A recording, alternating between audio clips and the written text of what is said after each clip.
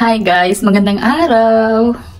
Magandang araw natin today kasi kagabi nakatulog ako ng hindi naman gaano kaayos pero nakatulog ako every like 3 hours tapos gising tapos tulog na naman kasi si baby girl napakabait niya kagabi. So nagigising lang siya pag nagugutom tapos after niya mag-milk tulog ulit, so ako nakatulog din. Last night 2 times na ako bumangon para mag-ano sa kanya, tawag nito, mag-attend ba. So maganda yung parang tulog ko kahit short lang pero at least hindi yung pagod na pagod.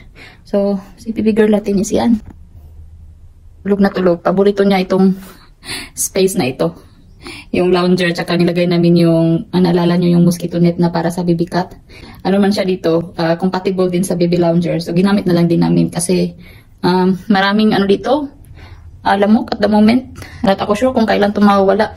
Tapos minsan may langaw. Kaya ayaw ko na disturb yung tulog niya. Matutulog lang siya yan dyan guys. Ay, gising siya pag nagugutom at saka pag napupo or whatever. Pero sarap ng tulog niya dyan palagi sa sofa, sa may lounger. And currently, lunchtime na pala dito. 12:20 na. So kain tayo. Ayan, ang sarap ng aking ulam. Tinulang manok. Naalala nyo si Kabayan na nagbebenta ng suman, mga turon ganun, si Lovely. Kinuha namin siya ni Dee na kiusap ako na kung pwede pumunta siya dito every before lunch, ganun. Kahit 1 hour lang para may tumulong sa akin ba. Sa ano lang din naman sa kusina kasi walang naghugas ng plato. Yung pinakainan namin from yesterday. Yun yung pinaka work niya talaga, yung linisin yung kusina. And sometimes pag may labahin, yun maglaba. At saka yan, kung may papaluto ako na pagkain. So today, pinaluto ko siya ng tinulang manok na may papaya. Hindi ko na nilagyan ng malunggay kasi yung malunggay namin is kunti pa lang yung mga umusbong na maliliit na sanga. Ang sarap mga people. Ang tinulang. Kaya kailangan natin ng sabaw since kunti pa lang ating gatas. No, at the moment pala is mix feeding ako kay baby. So yun guys, kain muna ako. Gising ko lang galing mag-nap. Nakanap din ako ng mga siguro 1 hour. Si baby girl, 3 oras na ito natutulog. Likot-likot. Tignan nyo naman siya. Dito yun siya kanina. Ayan, nasa baba na. Tulog pa rin. Ayan ako. Nito talaga nung sabi nila, pag natulog daw si baby sa umaga, kailangan din matulog. Kaya kanina, nag-nap na talaga ako kasi mamaya, matagal na naman ito matulog. Alas 12 na ito matulog ng madaling araw. Ano lang siya, tingin-tingin lang sa sa may bubong. Yung ginagawa niya paggabi, namulat lang yung mata, nakatitig kung saan-saan. Pero sa umaga, tulog na tulog. Kaya maya, buksan natin yung parcel. Bigay yun ng team leader ko dati sa work. Sabi niya, buksan ko na daw. Sorry naman, kasi busy palagi dito. Daming gagawin. Kaya later buksan natin mga people kasi excited na ako makita yun. Girl, buksan natin yung bigay niya, Frieza. Buksan natin yun. Si Jabba, nandyan lang din siya, Minsan dito din siya sa, baba. Sa baba ni baby girl. Nakaano pa ako, nakatawag nito, yung stocking na sobrang sikip. Pinasuot to sa akin last, kailan ba yun? A day after ako manganak. Kasi pang daw to, sa blood clot ba yun? Parang ganun. So today, pwede ko na to tanggalin since, 1 week na. So, tatanggal natin yung later. Gabi na. Yan. Umpisa ng, di matulog. Nakatitig lang. Nakatitig sa taas. Order ako ng tinuguan. Kasi nagluto si Day Lovely ng dinuguan. Sabi niya kasi kanina sa akin, nagluto siya ng dinuguan for tonight kasi may order siya. Kaya yan, ang aking ulam ngayong gabi. Tinuguan, tsaka nagbiko din siya, diba? Ito yung ating ulam, mga people. Yung pila nating tinula, bukas naman yan ng lunch. Tapos si Dee, nag-order lang siya ng kanyang food outside delivery. Supposed to be mag-penny pasta kami today. Kaya lang, naisip ko, may tinula kasi tsaka may dinuguan. Kaya di ko na nilabas yung minced beef. Yes, siya mag-order na siya sa labas. Pagkabukas na lang yung pasta. Yan si baby girl. Nakatitig sa bubong. Nakatitig sa bubong. Ganyan lang siya. Kagabi ganyan siya hanggang alas 12 ata yun. Ayaw matulog kahit ano nang ginawa. Hanggang sa napagod siguro. Saka na siya natulog. Kasi buong araw tulog. Kaya sa gabi gising. Kumain na talaga ako ng biko. Ang sarap ng biko nila, lovely. Tama lang yung tamis. Nauna pa yung dessert eh. Kaysa ano, main course. Gusto din ito ni biko. Ayan, baka mabusog ako. Hindi na ako makakain ng dinner. Hindi ka makakain ng dinner. Buksan natin yung bigay ng aking team leader mga people. Ang isang araw pa ito dumating. Pero ngayon ko lang mabuksan. Sa mom's store pala na ito. In order. Kala ko pinaprank niya ako eh. Hindi pala. Hindi ka pala prank eh. Oh, cute. Aba, mastos ka pa talaga.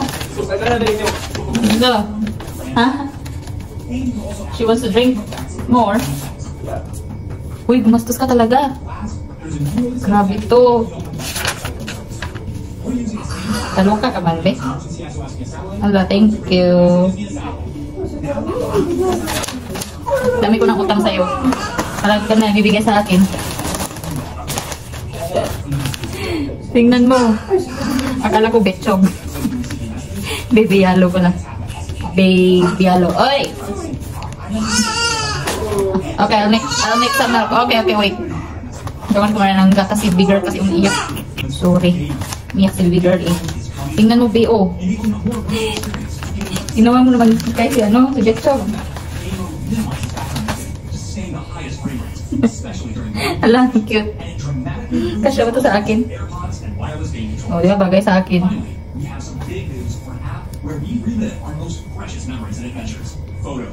O, nag-worry ka na hindi magkasya. Hanggang ano man to? Kasya to hanggang 3 months. Kasi malaki man, o. Alam, cute.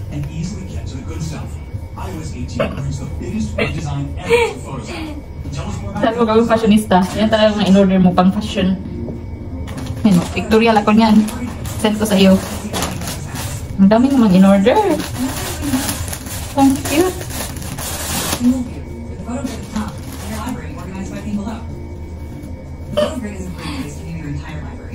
So cute. Ay, beto yung kulay. Ang cute naman ito. Be.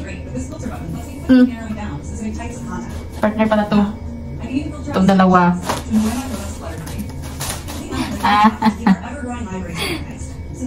3 months. Ang cute-cute naman ito. Oh. Pwede to ano, gamitin sa ano, no, airport. Kaya lang maliit pa si big girl eh. Ano to, 3 months.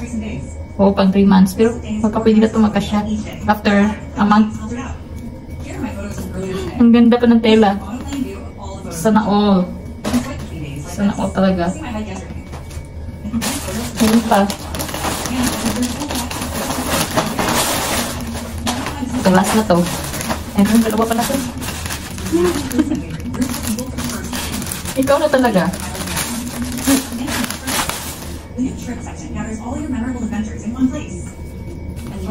Thank you. Magkasya to ni baby girl. Uy, kasi ano siya, pang 3 months. Oh. Buti na lang ganito yung mga kinuha mo, hindi pang ano, 1 month lang kasi mabilis maanuhan. Malakihan ba? Yan. Wala, maraming salamat, P. Parang cute. Bakit owl yung tingin ko dito? Apple man to. Apple ba to? Wala, orange. Ito, last.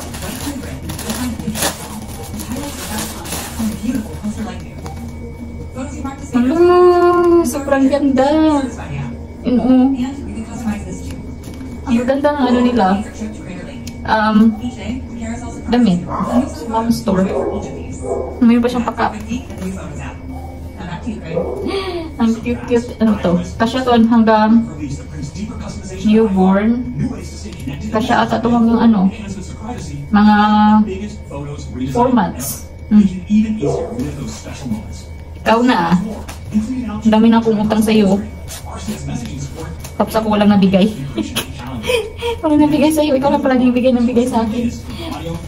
Ano naman, nakakalaki ng heart. Nakita ko ito, baby. Ang cute nila, babe. Promise. Sobrang ganda. Nag-pictorial ako kay baby girl. Tapos send ko sa'yo yung photos. Yung kasya lang niya. Ito kasya na ata dito sa kanya. Pero, lawlaw lang dito na banda. Ganito man kalaki yung pinapasok ko sa kanya pag gabi. Pantulog. Itong gamitin ng pictorial, oh. Ewan ko kasya na to. Hindi pa, parang ballerina, eh. Wala, maraming salamat. Thank you so much, B. Nag-abala ka pa talaga. At hindi talaga prank. Kala ko pinaprank mo ako, eh. Pasensya na, late ko na nabuksan. Kasi ang daming dito, ang daming kailangan gawin. Tapos, alam mo na, lutang. Sinasabi ko na, walang tulog palagi. Gusto ko lang palagi nakaupo. And ayaw ko yung buksan na hindi ma-vlog. Uy, syempre. Kaya ngayon, di man ako tinatamad masyado. Kaya yan, binuksan ko na para masali ko sa vlog. And again, maraming salamat. Maraming salamat dito. Additional naman damit ni Baby Girl. Hindi naman ako makakabili ng mga damit niya. Kasi meron na namang additional. And, yun lang, send ko lang sa'yo yung photos pag nakapag-pictorial na ako. Or abangan yung reels ko. Kasi ilagay ko doon. Ha? And thank you so much. Thank you so much.